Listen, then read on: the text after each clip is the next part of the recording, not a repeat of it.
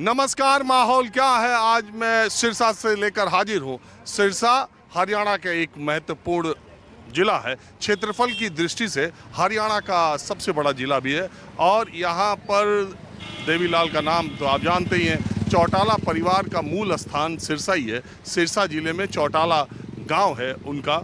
और मैं इस वक्त जो सिरसा में 5 सीटें उसका माहौल जानने के लिए आया हूँ। सिरसा शहर से गोपाल कांडा का नाम भी आपने सुना ही होगा। वो 2 बार विधायक रहे, 3 बार चुनाव लड़े हैं। मेरे पीछे जो आप ये किले नुमा कैंपस देख रहे हैं, आपको तस्वीरों में देखने से लग रहा होगा कि ये किसी राजा का किला है। और लेकिन ये इस वक्त के यानी निवर्तमान विधायक जिनकी खुद की अपनी पार्टी है, गोपाल कांडा, ये उनका घर है जो सिरसा में है और ये कई एकड़ में है। और आप इसकी बाउंड्री वॉल और गेट देख करके आपको अंदाज़ा लग गया होगा।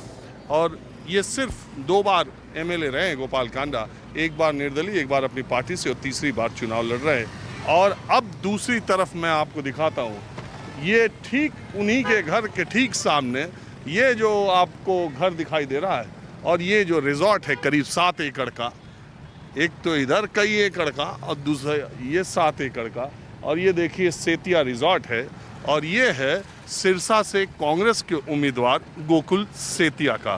गोकुल सेतिया कांग्रेस के उम्मीदवार हैं और गोपाल कांडा अपनी पार्टी से उम्मीदवार हैं। इनको आईएनएलडी और बीएसपी ने समर्थन दिया है। दोनों उम्मीदवारों का आमने सामने घर है और दोनों के घर एकड़ों में है, प्रॉपर्टी एकड़ों में। कुछ लोग यहाँ खड़े हैं, जरा यहीं से शुरुआत करते फिर माहौल क्या है जानने की कोशिश करते।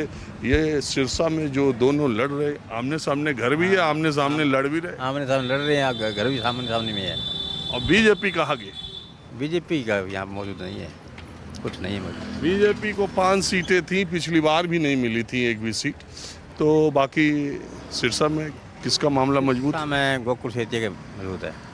उन्हीं के घर की तरफ खड़े हो इसलिए बोल रहे? घर की तरफ लहर भी छानी को है, लहर भी है। दूसरे हरियाणा में? हरियाणा में कांग्रेस की लहर है। अभी कांग्रेस के? हाँ, कांग्रेस का ही समझ गया मैं उन्हीं का। ना लहर और पूछ लो कहीं खराब कुछ। अरे ठीक है, उन्हीं के रिजॉर्ट के सामने खड़े हो, आप तो बोलोगे उन्हीं से मिलने आए हो ना। हाँ जी सरदार जी।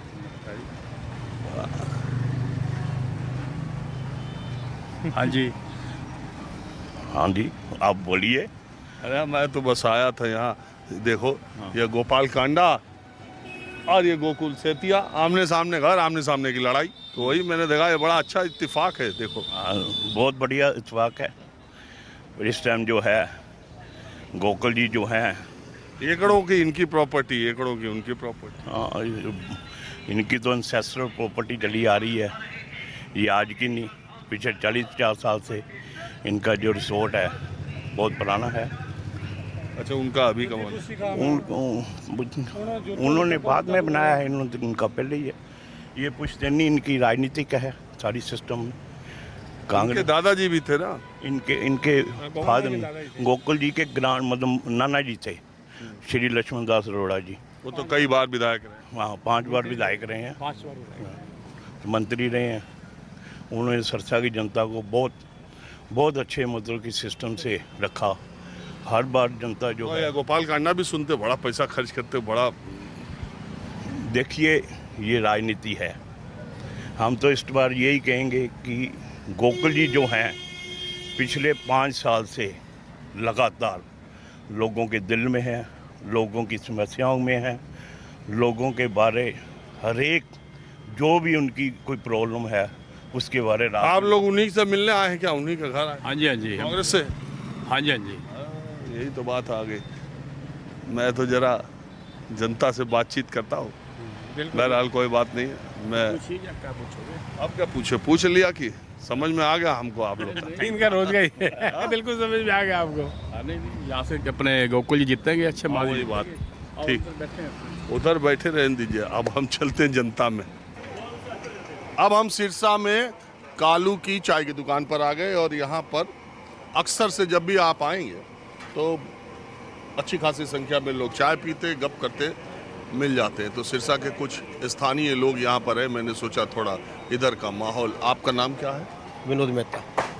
विनोद मेहता आप यहीं सिरसा के हैं? जी, सिरसा के। तो क्या करते हैं? मैं जिम्मेदार हूँ, किसानी। किसानी।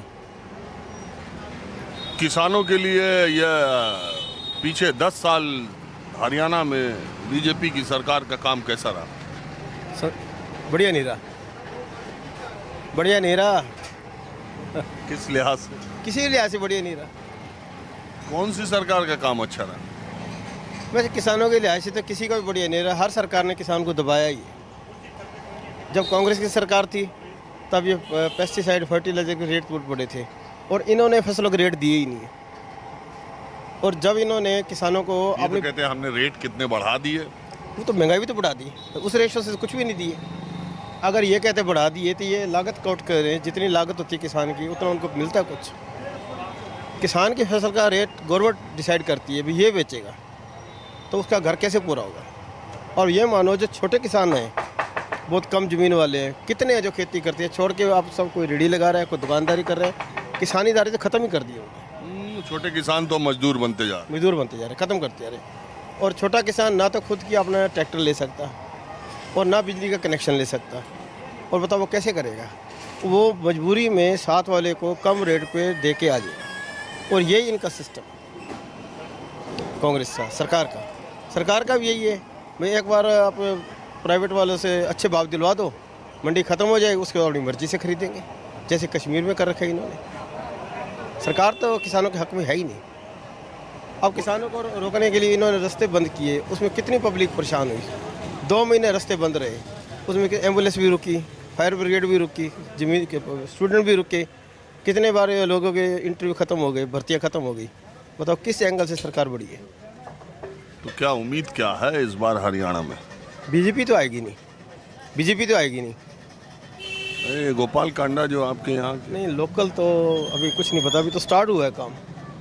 अब आगे देखो क्या बोलते ये गोपाल कांडा ने जो इनेलो से गठबंधन किया और बसपा से, उसका क्या असर है? उसका नेगेटिव ही जाएगा, नेगेटिव ही जाएगा। कहाँ तो गोपाल कांडा की खुद की इमेज थी, काम किसी के सहारे पे चलेगा, बनेगी नहीं बात। बन भी जाए लेकिन मतलब वो लोगों का जो इसके साथ लगाव था वो कुछ कम हो गया। सरदार जी, आप अपने बारे में कुछ बताएंगे? आप क्या करते हैं और क्या आपका काम धंधा है? मेरा